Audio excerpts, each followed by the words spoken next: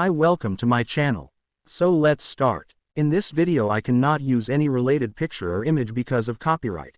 It takes a moment for the Japanese superhero adventure, Shin Kamen Rider, to find a rhythm and stick to it. Writer-director Hideaki Anno, Neon Genesis Evangelion, throws a lot at viewers during the movie's preliminary half-hour or so, but it all reflects the optimistic character of motorcyclist hero Takeshi Hongo, Sosuke Ikematsu, who transforms into the grasshopper-themed robot biker Kamen Rider. There's also the movie's poorly rendered special effects, glassy-looking handheld photography, hard cuts, and off-kilter camera blocking. Most of these choices are deliberate, just like in both Shin Godzilla and Shin Ultraman, which Anno co-created with director, co-writer, special effects supervisor Shinji Higuchi. Shin Kamen Rider looks like the cheapest to make of the three movies, so this much unusual style might initially seem more like a bug than a feature.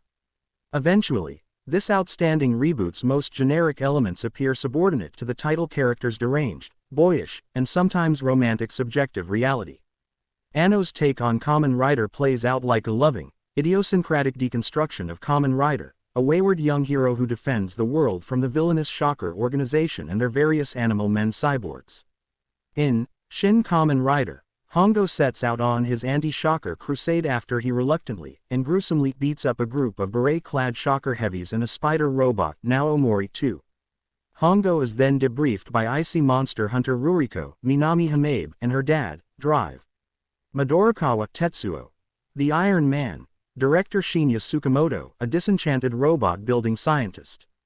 Basically, Drive, Midorikawa used to make insect men for Shocker, but then turned against them, and also experimented on Hongo to give him the superpowers needed to defeat Shocker. Dr. Midorikawa dies pretty early on. He's the first of a few characters who, when they croak, dissolves into a man-shaped silhouette of seafoam bubbles. After he melts away into nothingness, Ruriko and Hongo set out on their journey to destroy Shocker, with some help from a pair of mysterious government agents, Taki and Tachibana, Takumi Sato and Yutaka Takanouchi. A good part of Shin Kamen Rider concerns Hongo's struggle to serve others without betraying his conscience.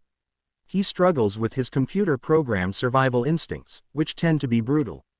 But each new insect-themed adversary reorients both Ruriko and Hongo's relationship to their shared mission so that it's a more personal fight. The final boss antagonist is ultimately Ruriko's megalomaniacal brother Ichiro, Mirai Moriyama, a butterfly monster and the leader of Shocker. Anno also frustrates and reorients the viewer's relationship with what were always childishly simple characters. He periodically shoves his camera into actors' faces or beneath their legs, cuts just ahead of the action, and blows up several key images so that any featured actor's face is more prominent than their characters' bright and garish outfits.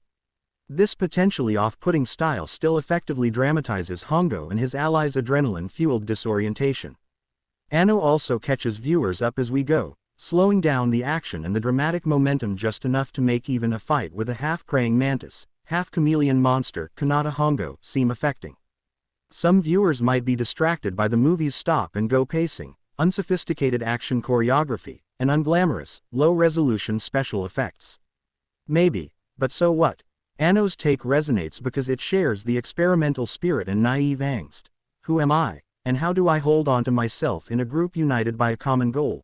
Both prior Shin reboots and both Anno's original Neon Genesis Evangelion series and its recent rebuild remakes of that oft-copied anime. Many people will come to Shin Kamen Rider expecting a movie by Hideaki Anno. They won't be disappointed.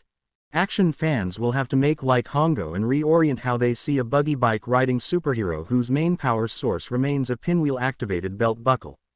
Thankfully, Anno's deep love and understanding for the Kamen Rider characters never devolves into Xerox faithful reverence. The concluding half-hour or so of Shin Kamen Rider also pulls everything together in such a smooth and impressive way that it miraculously recasts the movie's bumpy opening in a softer light. Even the action scenes appreciate as extensions of Anno and his characters' quest to reimagine their roles as action heroes in a heavily automated world.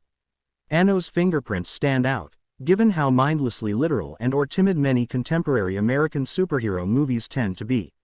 Shin Kamen Rider remains thrilling and thoughtful, both as an expression of Anno's instantly recognizable style and a weirdly moving expression of the title hero's restless spirit. You might not believe that you could be so moved by a superhero movie about a grasshopper man on a bike. You would be wrong. Now playing in theaters.